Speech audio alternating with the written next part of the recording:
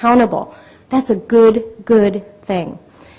You know, and it requires public vigilance. And I think once you get the information out there and the citizens have their hands on it, that public vigilance comes from all sorts of places. It can come from the press, from advocacy and watchdog groups, and from voters. And you know what? It ought to come from us, too.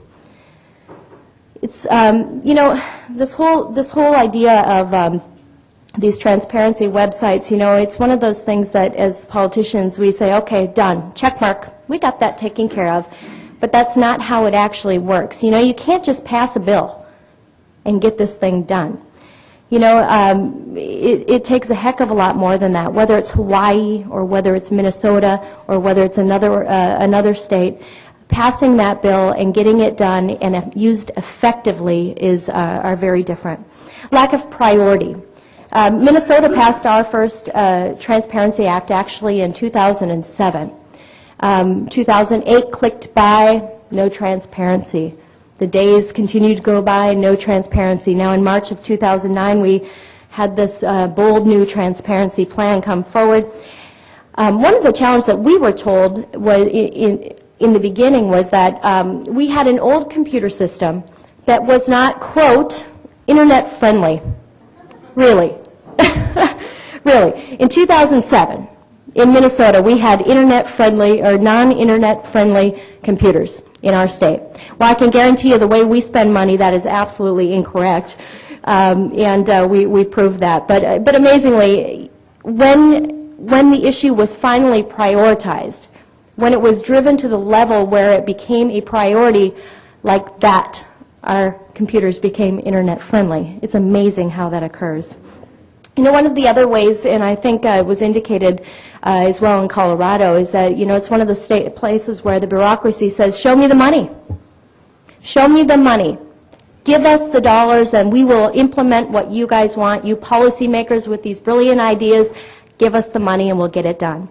Well, it's amazing. Minnesota's transparency project was scored at $1 million to $1.5 million. $1 million to $1.5 million is what they put on the fiscal note. You know what they got it done for? $5,000 in the end. That's what it cost. And by the way, $5,000 paid for an outside consultant to come in and implement this project that the legislators and the policymakers came up with.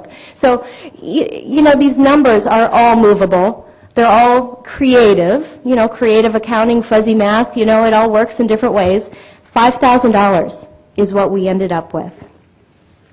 When we did pass it, and the reason we were able to get beyond the fiscal note in the end, or in the beginning, was we actually passed the bill in 2007 and said in the language of the legislation, the department will absorb the costs within their agency budget. So fiscal note or not, it didn't matter, because we essentially forced it down their throats by putting it in their agency budget, and amazingly, it cost $5,000.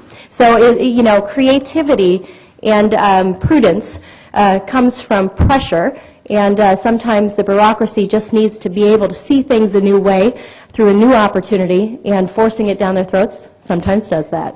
So one of the other things that I would suggest is barriers is bad data, computer glitches, and I think one of the barriers that I see in this is not necessarily a barrier into getting it done, but this is a barrier that creates cynicism outside of the public realm, outside of the politicians, and bleeds into the citizenship, or into the citizens. You know, when you see websites that are poorly done, when you see websites that give us bad information, like has been done on the federal level, that cynicism and that disgust for government just absolutely exponentially grows. And so I think you've got to be very careful that incorrect information does not get out there, because it's going to, in my view, it's going to be worse than having no information out there as well. For example, I announced the other day that I was running for Minnesota's new congressional district, 00.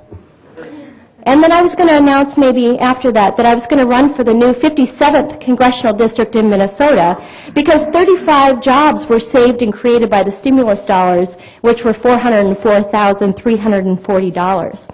But then I thought, gosh, you know, there's a better story out there, because in Minnesota's 27th congressional district, you know what? 6.5 jobs were created with over $3 million. This is what the stimulus website said. Well, guess what, guys? Minnesota has 8 congressional districts. We don't have a 57th. We don't have a 00. We don't have a 27th. If we did, we'd all be congressmen.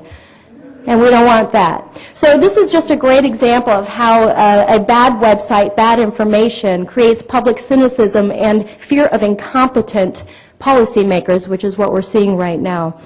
So with that, I just, as the folks are struggling to stay in their homes and to provide those jobs and things along those lines, they're probably not thinking about transparency, but I can guarantee you that they will be frustrated with some of the spending that's going on in our communities and in our legislatures, in our state, and in our federal government. So you need to show it to them. You need to show them what's going on. You need to show them that $6,000 was spent for a 16-stage video installation showing the imaginative narratives for a Northeast Minneapolis neighborhood.